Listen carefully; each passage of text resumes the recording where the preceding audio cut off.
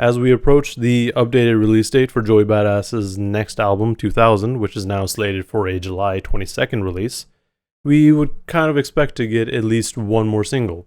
We've already gotten Head High and Where I Belong, but he just dropped the latest one titled Survivor's Guilt. Now, if you aren't aware, Survivor's Guilt is dropping on July 7th, which happens to be Capital Steez's birthday. So, given the title of the track and the importance of this date, we can kind of assume that this is going to be a heavier song, a little bit more emotional. So, without further ado, let's go bar for bar and break down these lyrics. If you're new here, these breakdowns are where I go through and read out the lyrics to a song and give my interpretation of what the artist is trying to say.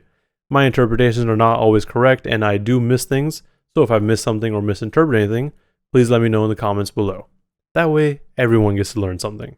And while you're down there, why don't you hit that like button and subscribe to see more lyric breakdowns like this. So the track starts off with a bit of an intro from Capital Steez, where he's basically saying, like, I'm like, the way I think, people might think I'm crazy, like, but I'm not crazy. Like, why would we want to do all these things, get all these material items, and like, for what? Like, if it doesn't make us happy at the end of the day, why are we even doing this? What are we living for? Which, you know, it's a solid outlook. I get it. This then goes into the chorus, which is pretty straightforward. It's just, this one is for you. This one is for you. This one is for you. This one is for you. Given the context of this song, it's appropriate, and it fits it well. This then goes into his first verse. Steezy told me get him, so I got him. Now my nigga gone, he would never be forgotten. Ever since he left, I just been struggling without him. Cause I remember linking at the school and we be plotting. So him and Capital Steez were very close. They were really good friends. And, you know, he's like, whenever Capital Steez told me to get him, I got him. I did it. And that's my dude. And now that he's gone, like, he'll never be forgotten. Like, I'll never forget him. But ever since he's been gone, Joey's been struggling. Like, he just doesn't, you know, there's moments of time. And, you know, that makes sense because whenever you're close to someone and they pass away, it checks out. Like, you're going to be sad about it. Like, you're going to be struggling. Like, you're always going to have those memories of them. Like, when you remember Lincoln after school and just plot. Like, you know, these are things that are always going to stick with you. But also, I mean, I guess for me, if you have these memories of someone, it helps. It helps, I think. Talk about our problems, seeing what we do about them. Journaling and jotting, we ain't know the world was watching. We was just two kids trying to make it out the bottom. Now I'm rich and rotten, every day I think about them. It's survivor's guilt. So while they were plotting, they would also talk about their problems and what they were going to do about them. All the while just journaling and writing down everything. I assume these journals and the writings that they did ended up turning into songs because, you know, that's how a lot of rappers deal with what's going on with them. They put it out there in music form. And they were just two kids. They're trying to make it out the bottom. Now, he's rich and rotten, but he's still just, you know, thinking about Capital Steez and like how things may have been different. And it's survivor's guilt. Survivor's guilt, if you aren't aware, is basically just this feeling of guilt that happens when someone passes away or like everyone, like you and other people experience a traumatic event and you come away unscathed. Like, it's just that feeling that you're like, damn, I should have been in that too. Like, I shouldn't be here. Wishing I could've stopped him, let alone just know how he feel. Lyrically couldn't top him, he was the nigga with the belt. Yeah, and that's real rap, I couldn't do this shit without him. And that's just fact, you see, if you ain't no Steelo, then you really don't know me though. So he wishes he could have stopped him because, I mean, he did pass away due to suicide. So he's like, damn, I wish I was there. I wish I could have done something to prevent it, which also adds to that survivor's guilt. And then he goes on to praise him. He's like, no, I couldn't top him. He was that dude with the belt. Like, he had the champion belt. He couldn't do any of this. The stuff that he's doing right now, he couldn't do it without Steez. Like, that's where he, you know, he got his confidence. That's how he became Joey Badass, essentially. And he goes on to say, like, if you don't know Steelo, you don't know me, though. Like, I don't think there's anyone that knows Joey Badass like Capital Steez did. Like, they were the closest of friends, you could say. But he also says, like, if you know Steez, then you know me. Like, they were so similar in that way, maybe. And that's how I separate all the real from fake people, all the real from fake fans who claiming that they stands, but they ain't on my mans. And then he goes on to say, like, yo, like, that's how I can tell if you're actually with me. Like, that's how I know you're actually real. You rock with me for reals. Because, like, if you don't know Steez, then you're just faking it. Like, you're just making shit up. Like, you may just be like a brand new fan. Like, the real fans know Capital Steez. They know his impact. They know his music. Like, they know who Capital Steez is. And then by knowing him, they know Joey Badass. But a lot of people didn't know him. And they don't know him. They don't know who he is. But I hope at least him talking about it here allows people to go back and figure it out. Or learn about it. Until the very end when she was still here. I swear it feels weird how people could accuse me for his death. Sometimes I gotta shed a real tear. You see the truth about Steelo, he like the mental health. So he wishes that the Capital Steez was still here till the very end, till they both, grew old essentially.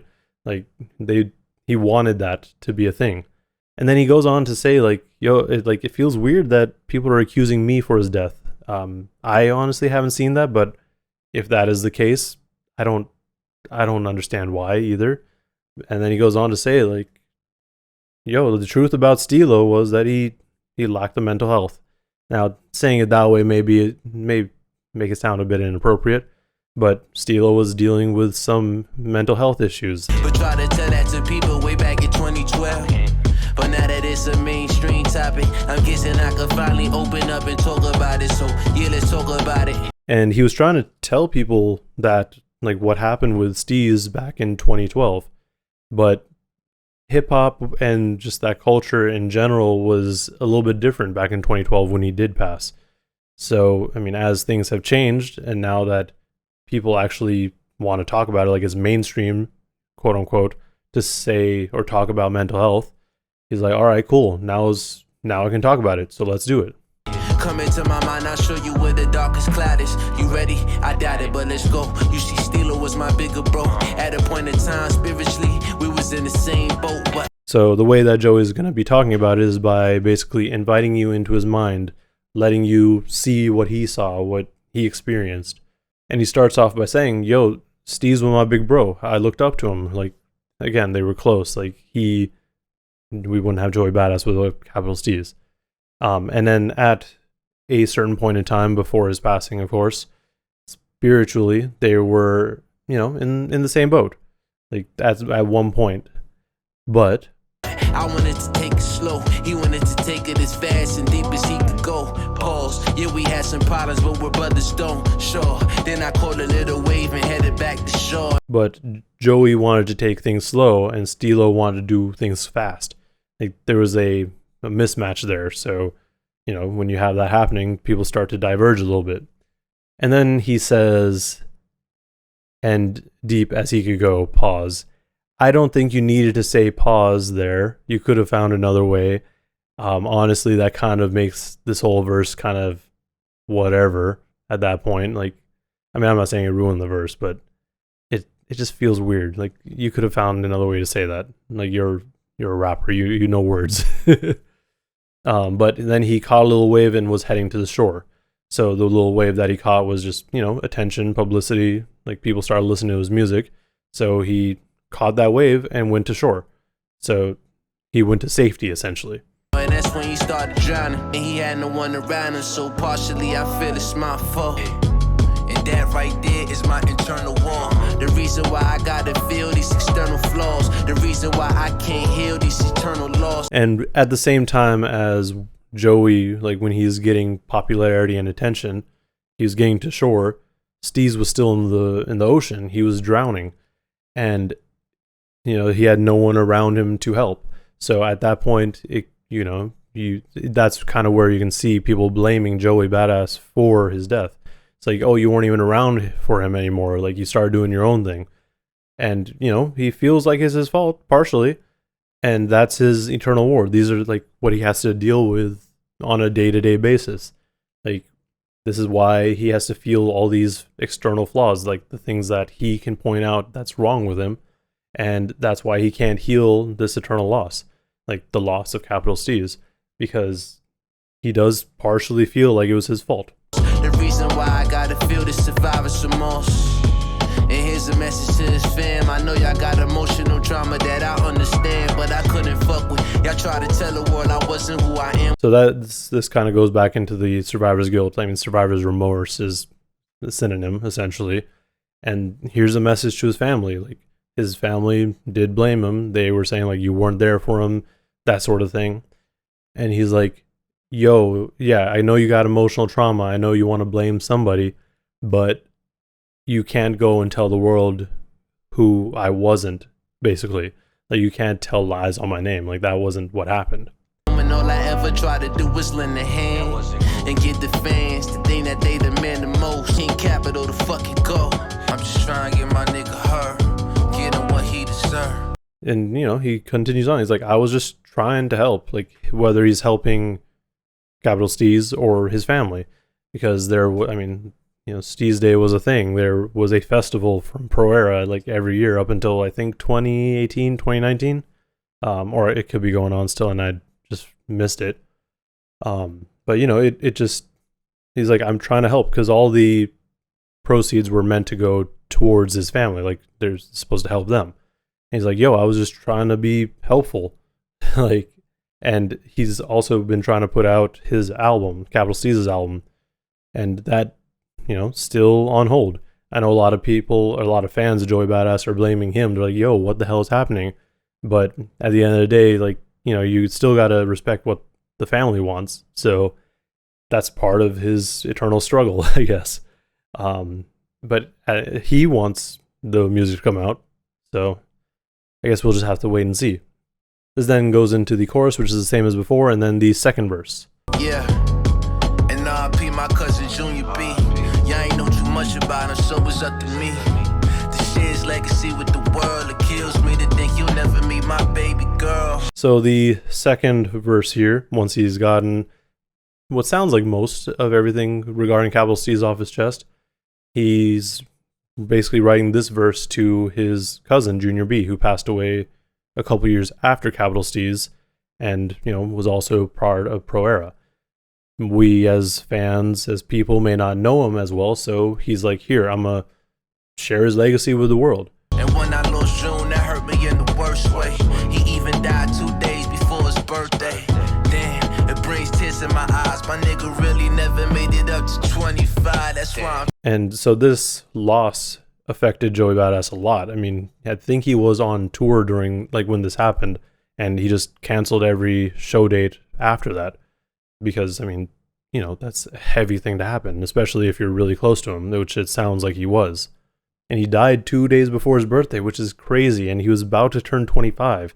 Like, people aren't even making it, like, to 25 nowadays. Well, I mean, even then, but, you know, it's rough. Thinking God every time I open my eyes at the fact that we alive and we feeling these vibes, cause we be feeling these voids. Part of me got destroyed when I lost my boys. It's like I lost my voice. And yeah, so, like, every day he wakes up and he's like, yo, you know what? Thank God I'm still alive. Like, I'm here. We're living our lives. We're feeling these vibes. Like, we got to be basically, like, grateful for what we have. And then, you know, we just filling these voids. We're trying to find some way to fill these holes where, you know, people that we lost were. And, you know, it's not easy to do. And then when he lost his boys, it's like he lost his voice. I mean, literally when Junior B passed away, like I said, canceled the rest of his tour. Like, he couldn't do it. Like, that's essentially like he lost his voice. Like, he couldn't perform. And the same thing obviously happened with Capital Steez. It took me all of this time just to put it in song, because I'm still dealing with the fact my niggas is gone. Write their names up on the cloud, cause that's where they belong. As long as I live on, they'll forever be known. This one for you. And, you know, because he's been, you know, processing it, this happened obviously multiple years ago. He's just finding a way to express himself. Like, he's like, you know what? I gotta put this in song. I gotta, you know, solidify their legacy or make it, you know, so that it'll be everlasting. And putting it in song, you know, people are still going to be listening to it years and years later. So by, you know, mentioning them, by talking about them, by saying, like, remembering them essentially, it's almost like they never really left. This then goes back into the chorus, which is the same as before, and then the outro. So this outro is essentially, you know, a recollection of how, like, the early days, you know, like based off of the intro, the first verse and second verse, how both Cal Steez and Junior B affected Joey Badass and how they helped his career. Like, it's crazy to think about. Like, yo, like I just went on tour with Joey and now we've been homies ever since. Like, we cool. Like, we got the 4-7 tatted on us. Like, we're family essentially, and everything comes back full circle. Like, at the end of the day, you know, wherever you start, you may come back to it. Like, everything, like, life is cyclical. It's the circle of life. You always end up coming back to it one way or another. Like, a certain event, or like you always, if you meet someone and have a connection with them, you're eventually gonna come back to them, and it's crazy. And then that's the song. Overall, I thought it was pretty solid. Throughout the track, Joey's obviously very emotional, and the way that's been delivered is a bit, you know, somber, and you know that's appropriate. I'm not surprised that that's how it was delivered, because this is a heavy topic. You have two people who are extremely close to you pass away, while you're essentially gaining popularity, and it's kind of like the whole thought of, like, if someone passes away, like, you're gonna be successful, sort of thing, in like entertainment, I guess. Which really mostly comes from, I believe, Absol and TDE, where Absol's significant other in the early days passed away, but now look at TDE, like, they're big. So, I mean, maybe that's part of it. Maybe that's what he's trying to get across. But at the end of the day, he's like, yo, I'm just glad I'm still here. I'm glad I still have these memories of my friends, my family, and you know, he's happy that he's here. I mean, obviously things would be better if they were still around, but you know, he's still here. He's still doing it.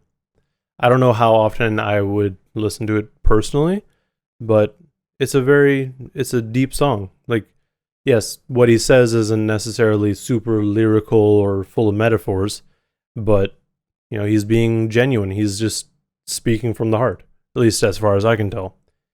With this track and the other two tracks that I've dropped for this album, I'm very excited to see what we're going to get in terms of the whole project. I mean, it's going to come out in a couple weeks, so not too long of a wait. And, you know, since it's a sequel to 1999, like I said in one of my other breakdowns, expectations are pretty high. So we'll just have to wait and see. But with all that said, let me know in the comments below what you thought of this track. And let me know if I missed something or misinterpreted anything, because obviously I miss things, so that's entirely possible. Also, like and subscribe if you want to see more breakdowns and content like this. Thank you for watching, and please stay safe out there.